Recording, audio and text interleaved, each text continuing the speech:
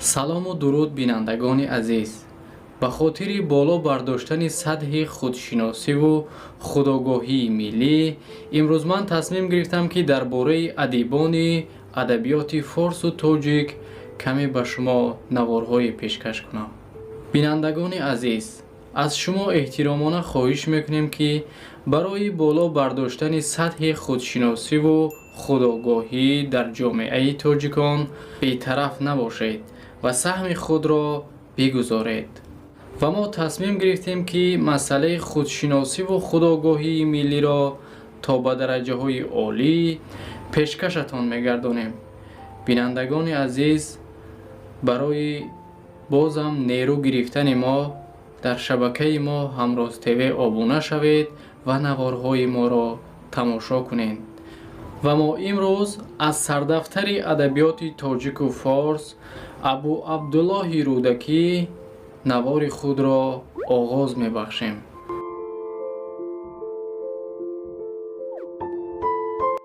ҳар ки номӯхт аз гузашти рӯзгор, низ наёмӯзад зи ҳеҷ омӯзгор. абу абдуллоҳ ҷаъфар ибни муҳаммад рӯдакӣ соли 858 дар деҳаи панҷрӯди водии Зарафшон ба дунё омадааст. рӯдакӣ тахаллуси шоирии устод аст, ки аз номи деҳаи зебои хурди Рӯдак гирифта шудааст. деҳаи Рӯдак дар Панҷакенти имрӯза ҷойгир шудааст. падари рӯдакӣ аз табақаи боимтиёз ва шахсони соҳибэҳтироми водии худ буда ба тарбияи фарзандаш аҳамияти бузург додааст. ӯ маълумоти ибтидоиро дар зодгоҳи худ гирифта аз худ истеъдоди баланде зоҳир намудааст. рӯдакӣ чунон зираку доно будааст, ки дар синни 8 солагиаш тамоми Қуръонро ба пуррагӣ ҳифз кардааст. устод рӯдакиро дар таъриху илму фарҳанги адабиёти форсу тоҷик бо номҳои сардафтари адабиёти классикӣ, асосгузори назми форсу тоҷик, устоди шоирон, султони шоирон, маликулшуъаро ва одамушуъаро ёд мекунанд. ӯ шеъру шоириро низ аз 8 солагӣ оғоз намудааст. рӯдакӣ дар баробари зеҳни гирову ақли расо овози хуш ва савти дилкаше низ доштааст. ӯ азми сафари Самарқанд мекунад ва дар мадрасаи шаҳри Самарқанд таҳсили илм менамояд. шоир дар бораи ба илми мусиқӣ шавқу рағбат доштани худ чунин ишора мекунад: рӯдакӣ чанг бигирифту навохт, бода андоз, ки ӯ суруд андохт. рӯдакӣ соҳиби девони бузург будааст. ба ғайр аз ин, аз шоир ба мо адабиёти алоҳидаи достони Калила ва Димна, Синдбоднома, Маснавӣ, Даврони офтоб ва қасидаҳои шикоят аз пирӣ, Модари май боқӣ мондааст. ҳамаи ин гуфтаҳои боло аз он гувоҳӣ медиҳад, ки устод рӯдакӣ шоири пурмаҳсул буданд. афзуни миқдори шеърҳои рӯдакиро қайд намуда, шоири асри 11 Рашиди Самарқандӣ чунин мегӯяд: гар сарӣ ёбад ба олам кас ба неку шоирӣ, рӯдакиро бар сари он шоирон зебад сарӣ.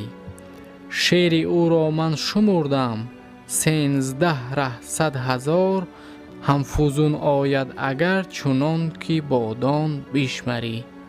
аз ҳамаи ин осори бузурги устод рӯдакӣ акнун танҳо 1000 байт боқӣ мондаасту халос.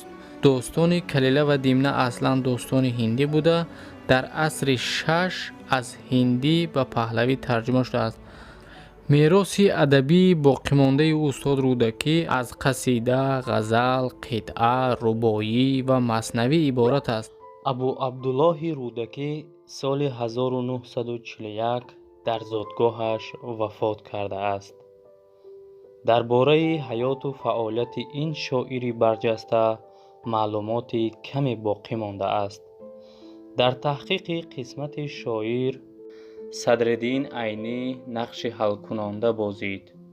بعد آموزش همه جانبه و دقیق سرچشمه ها و پرسش پیران محلی، عینی خلاصه برآورد که قبر شاعر در دهه رودک موجود بوده تا امروز جای آن به همه معلوم مانده است. پروفسور گراسیموف توانست که آرامگاه رودکی را یابد و در اساس تحقیق استخوان‌های جسد حقیقی بودن جای دفن او را اثبات کند. دستنوشت‌های استاد رودکی را تا به امروز سرایندگان می سرایند و نویسندگان از آن الهام دوباره می گیرند. دلا تا کی همه جویی من را، چی داری دوست هرزه دشمن را. چرا جویی وفا از بی وفای، چی کوبی بیهوده صد آهن را. ایا سفسن بناگوشی که داری، برشک خویشتن هر سفسن را. یکی زین برزن ناره برشو، که بر آتش نشانی برزن را.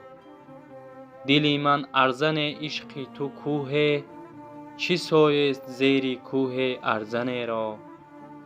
ببخشا ای پسر بر من ببخشا، مکوش در عشق خیره چون من را. بیا اینک نگاه کن رودکی را، اگر به جان روان خواهی تن را.